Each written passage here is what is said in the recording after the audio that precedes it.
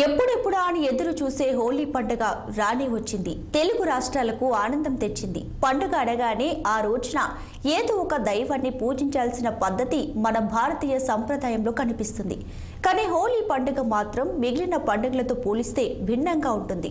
ఒక ఆశ్చర్యకరమైన విషయం ఏమిటంటే సంవత్సరంలో వచ్చే 12 పూర్ణిమల్లో మొదటి 11 పూర్ణిమలలో దైవాన్ని పూజించాల్సిందే. 12వది చివరిది సంవత్సరానికి వీడ్కోలు పలుకుతుంది కాబట్టి దీనిని వీడ్కోలు పూర్ణిమ అంటారు.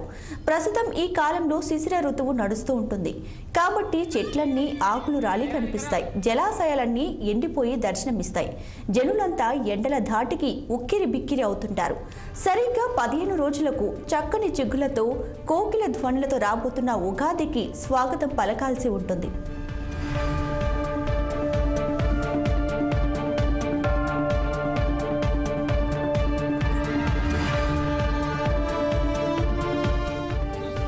హోలీ అంటే అగ్నికి పునీతమైనదని అర్థం. హిరణ్యకశిపుని సోదరి ప్రహ్లాదుని చంపబోయి తనే దహనమైందని మన్మధుడు శివుని యొక్క తపస్సును భగ్నం చేయగా ఆయన 3వ నేత్రంతో కామదహనం చేశాడని పురాణాల్లో భిన్న గాథలు ప్రచారంలో ఉన్నాయి.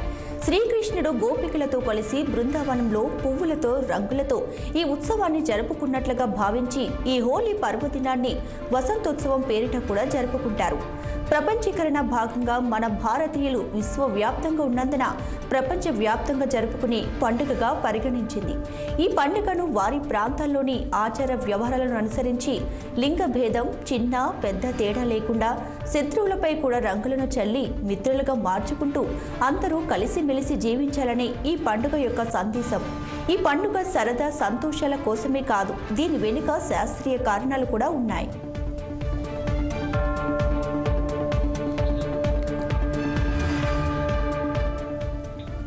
ఈ కాలంలో వాతావరణం చలి నుండి వేడికి మారుతున్న సందర్భం. ఈ సమయంలో జలుబుతో పాటుగా వైరల్ జ్వరాలు ప్రబలే అవకాశాలు ఎక్కువగా ఉన్నాయి. కాబట్టి కొన్ని ఔషధ మొక్కల నుంచి తయారు చేసిన సహజమైన రంగులకు నీటిని కలిపి చల్లుకోవడం వలన ఈ వ్యాధుల వ్యాప్తిని అరికట్టవచ్చు అంటూ కొందరు అభిప్రాయం. కాముడు ప్రతి వ్యక్తిలోనూ అంతర్లీనంగా ఉండి అరిష్ట ఐశ్వర్యులైన రాగాల, ద్వేష, కామ, క్రోధ లాంటి గుణాలను ప్రజర్విల్ల చేస్తాడు. వీటిని అదుపులో పెట్టుకోవడానికి ధ్యాన మార్గం అనుసరించి సరైన మార్గంలో నడవాలని తెలియజేస్తుంది.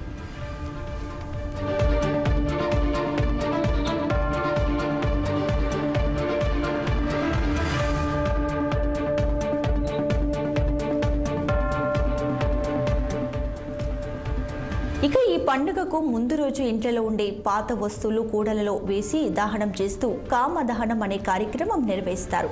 మరుసటి రోజు ఉదయం రంగులు చల్లుకుంటారు. ఒకప్పుడు సహజ రంగులు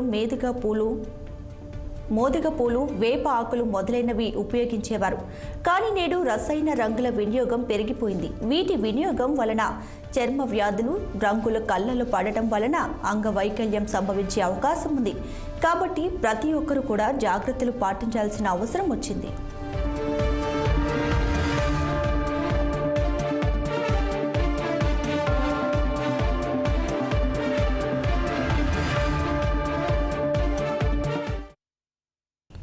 అయితే హోలీలో ఎలాంటి జాగ్రత్తలు వహించాలో ఇప్పుడు చూద్దాం. సహజ రంగులు వాడాలి. ఎవరైనా రంగు చల్లిన సబ్బుతో కాకుండా ఫేస్ వాష్తో కడగాలి. ముఖంపై దురద ఉన్నట్లయితే గ్లిజరిన్కు రోజ్ వాటర్ కలిపి రాసి గోరువెచ్చని నీటితో కడగాలి. మొత్తం శరీరాన్ని కప్పి ఉంచే దుస్తులు ధరిస్తే మంచిది. రసాయన రంగుల్లో copper sulphate, mercury sulphate, chromium, బెంజీస్ వంటి ప్రమాదకరమైన ఎరోమేటిక్ సమ్మేళనాలు చర్మ క్యాన్సర్కు గురి చేస్తాయి. కాబట్టి సహజ రంగులు వాడటం మంచిది. ముందుగా సన్ స్క్రీన్ లోషన్ రాసుకోవడం వలన ఒంటికి అంటిన రంగులు చర్మానికి హాని కలిగించవు. తలకు నూనె రాసుకోవడం వలన జుట్టు పాడవకుండా ఉంటుంది.